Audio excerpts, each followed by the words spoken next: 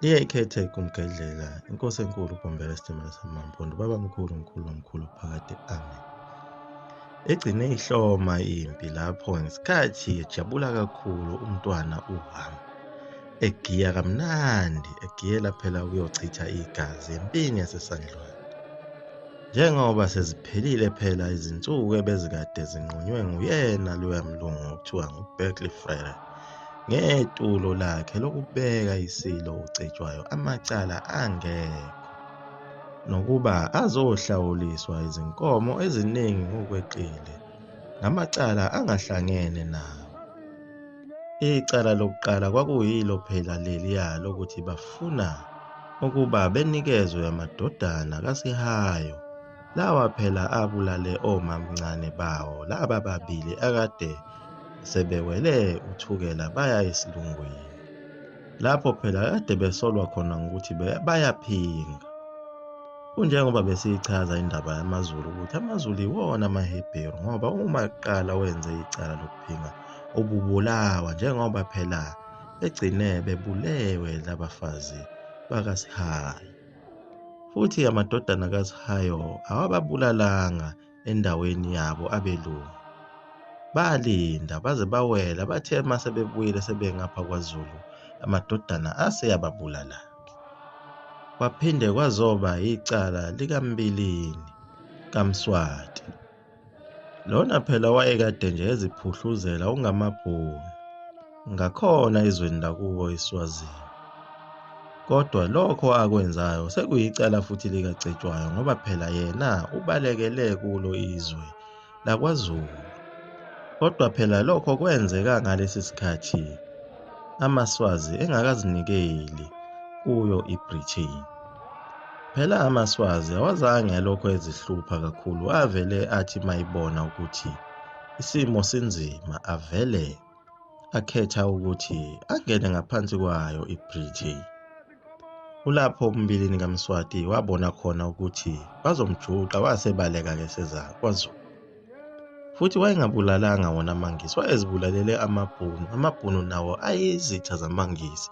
Asazi ukuthi amaNgisi ayesengena kanjani endabeni kaMbilini kaMswati namaBhunu, njengoba esefaka isilo ucetshwayo kuyo le ndaba kanye naleliya cala lezisebenzi lazikade zenza umgwaqo okuthiwa zathunjwa khona kuleli lakwaZulu. Kwakuyiwona amacala isilo ucetshwayo. Kuzoba umlungu lona phela babembiza ngoVini, uCornelius Fan. Uyena wayelokhu ebhala lezi ncwadi zempikiswano phakathi kwesilo ucetshwayo noBerkeley. AmaNgisi lawa ayesewukake wonke uZulu ngomngcele ukuthi azoqotha imbokodo nesisekelo. Ahlome ayizingovolo, amabutho asephakiwe agudla umngcele kusukela phansi othukela ngaso lwandle beze bekhubukele phezulu etsheni likaNtunjambili, begudle njalo ngenkandla beze beyofika eNquthu, baze bayovala ngeVryheid. Ya, isiphakathi-ke manje lenkomo yoZulu sekufanele ijuqwe kamnandi. Phela sikuchazile ukuthi amazwe ayesemathathu ezweni elilodwa eliyi-South Africa. Base kuyiwona amaNgisi lawa phela ebizwa ngokuthi British Colony, okuyilona zwe lamaNgisi elalisuka khona lena ko-Cape Town. Indaba yamaMpondo namaXhosa ayingasakhulunywa ngoba ayisengene ngaphansi kwayo iBritain, njengoba nalo izwe laseSwazini kwase kuphelile ngalo selingene ngaphansi kweBritain. UZulu kuphela lona wayesagolozile engafuni ukungena ngaphansi kweBritish, wayeyizwe ngokwakhe ezimele. Bese kuzoba yizwe lamaBhunu lelo okuthiwa iBoer Republic. IBoer Republic lena yayiphethwe yiwona-ke amaBhunu. Kwakungamazwe amathathu lawa, njengamanje kuzolwa izwe lakwaZulu nezwe laseBritain. AmaBhunu ayengangene lapho, abanye abantu abaningi babephambanise bethi eSandlwana sasilwa namaBhunu. Kwakungamazulu elwa nezwe laseBritain, okuyiyona iBritain eyayiyisitha samaBhunu kanye noZulu. iBritain lena yayisebenza ngabo-ke abantu laba bebesengene ngaphansi kwayo, njengoba sizokhumbula abantu ababangamaphekula ababebalekile kwaZulu. abagcina sebehlala ngapha koThekwini esilungwini. Babeyingxenye yayo impi yayilekelela bona abelungu laba empini yaseSandlwana. Abanye balaba bantu base beqeqeshelwa phela sona isibhamu lesi ukuthi bekwazi ukuthi kunqotshwe lempi yakwaZulu, kodwa nabo bevele besuka khona kwaZulu. Bese kuba ingxenye ezinye izizwe ezazikhona ezifana nawo amaXhosa ezazizolekelela wona lamangisi.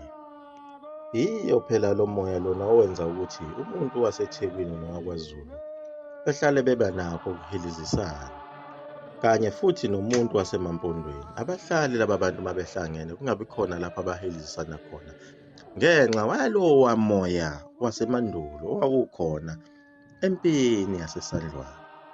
Ngoba phela emzimbeni kuwe kukhona ubabamkhulu wakho owayekhona empini yaseSandlwana, kanti nakuye lona walena koXhosa noma eThekwini unobabamkhulu wakhe egazini lakhe owayekhona empini yaseSandlwana. Manje bayaxabana laba bantu basakuleya mpi yaseSandlwana. Kusuke kungaxabani nina, kusuke kuxabana lawa makhehla ayelwa empini yaseSandlwana. Lalihlome kakhulu-ke ingisi lapha ngoba phela laliphethe ngisho ombayimbayi ababengaphezulu kwesithupha.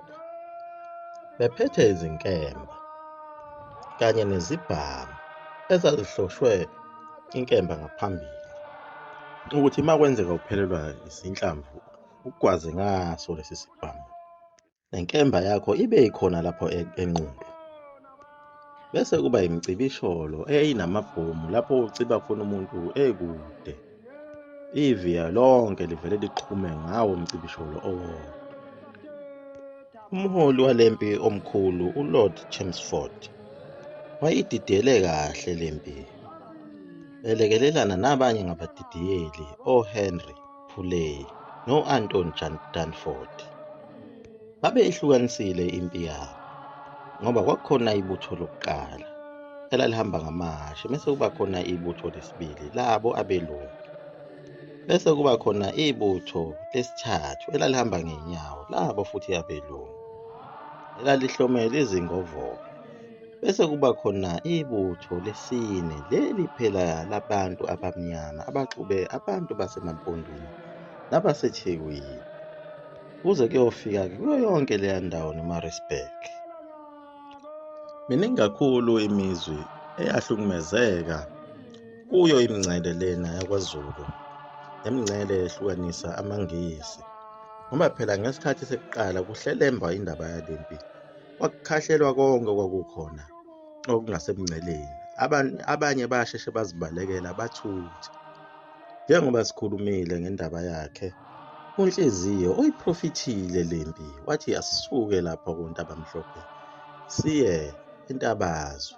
Wayibona yona lempi nebala kwenzeka konke lokhu ngoba nakhona laphana endaweni yaseMtshezi bafika labelungu bakhahlela yonke into eyayikhona, benzela ukuhlelela impi yabo. Abantu basenquthu bahlukumezeka kakhulu, babaleka abanye kuze kuyofika eVryhead, nabo babaleka bahlukumezeka, kwashiswa imizi yabo kusahlelelwa nje impi. Nakhona ngapha kwaZulu kwakuwusizi lodwa, omame bekhala sebephuma obaba bemizi bephikelele khona phela empini yaseSandlwana. Kuthiwa kwakufike kuphume izinsizwa zekhaya mhlambe zingaphezu kweshumi kanye nobaba wakhona lapha ekhaya, kodwa sazi ukuthi bangaki abayobuya.